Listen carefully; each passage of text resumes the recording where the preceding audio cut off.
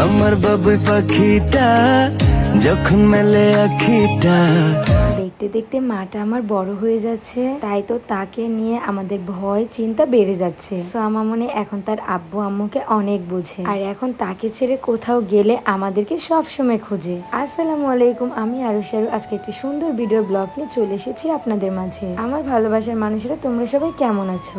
Even আজকে আমরা ঘরে সবাই মিলে কি কি করবো সেগুলো তোমাদের সাথে শেয়ার করব। বলতে পারেন আজকে হচ্ছে আমার একটা ছুটির দিন, যেদিন কিনা আমি সোয়া মামাম অ্যান্ড সোয়ার পাপা একসাথে সময় কাটাই। বরাবরের মতো আজকে আমার সকালের কাজ হলো ঘুম থেকে উঠে ঘরটাকে গোছানো। আমি এটা সব সময় মনে করি, ঘর যতটা পরিষ্কার পরিচ্ছন্ন থাকবে আপনি নিজের শরীর মনও সুন্দর থাকবে। আমার যখন 100-র উপরে জ্বর থাকে তখনও আমি রুমটাকে ভালোভাবে গুছিয়ে পরিপাটি করে তারপর রেস্ট নিই। এটা আমি না, আমার বাড়ির লোকেরা সব সময় বলে। ঠিক তেমনটা হয়েছে আমার মেয়ে লক্ষ্মীটা। সব সময় মাম্মাম কি করি না করি সেদিকে খেয়াল রাখবে, আর আমাকে সাজেস্ট করতেছে কোন কুশন বালিশটা কোথায় রাখবো। ঘুম থেকে উঠেই বাবার সাথে খুনসুটি, গোসল করতে যাওয়ার আগে মায়ের সাথে খুনসুটি।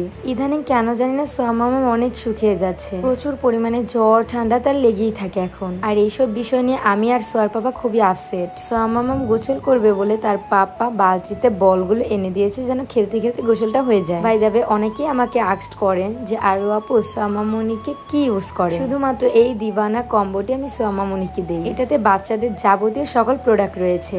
একটি সানস্ক্রিন, একটি ফেস প্যাক, একটি অয়েল, একটি ম্যাসাজ অয়েল, একটি শ্যাম্পু, একটি সোপ। প্রতিদিনের মতো আজকেও গোসল করাতে নিয়ে এসেছি শ্যাম্পু এবং সোপটা। আসলে দিবানা এই প্যাকেজটি বেবিদের জন্য খুবই একটি ইম্পর্টেন্ট, আর আমার থেকেও বেশি সোয়া মামনি এই কম্বোটা খুবই পছন্দ করে। বাচ্চারা যেহেতু অনেক খেলাধুলা করে সেহেতু শরীরে অনেক রোগ জীবাণু ছড়ায় এই বালুর কারণে। তাই তো টেনশন ফ্রি থাকতে ইউজ করুন বাবুর মায়েরা এই দিবানা কম্বোটি। আপনাদের সুবিধার জন্য আমি তাদের পেজ টিকটক মেনশন করে দেব। তাদের দিবানা পেজটি ভিজিট করলে আপনি দেখতে পারবেন কত সুন্দর সুন্দর রিভিউ রয়েছে। আর দেরি কিসে, বাবুর মায়েরা এখনই পেজটি ভিজিট করে প্রোডাক্টগুলো অর্ডার দিয়ে নিয়ে নিন। আর সোয়া মাম্মামকে গোসল করাতে গেলে তো আমার প্রচুর পরিমাণে কথা বলতে হয় তার সাথে। আর আজকে বলতেছি সোয়ার পাপা তুমি তোমার মেয়ের সাথে গল্প করো, আমি হচ্ছে ওকে গোসল করাই। জানি না ভাই বাচ্চারা পানি এত কেন পছন্দ করে। গোসল করানোর নাম নিলেই হয়েছে মামুনি আমার দৌড়ে চলে আসবে ওয়াশরুমে। দেখুন গোসল করানোর পর তার মন মানসিকতা শরীর কতটা ফ্রেশ হয়ে গেছে। অনেক খুশি আমার সোয়া মামাম।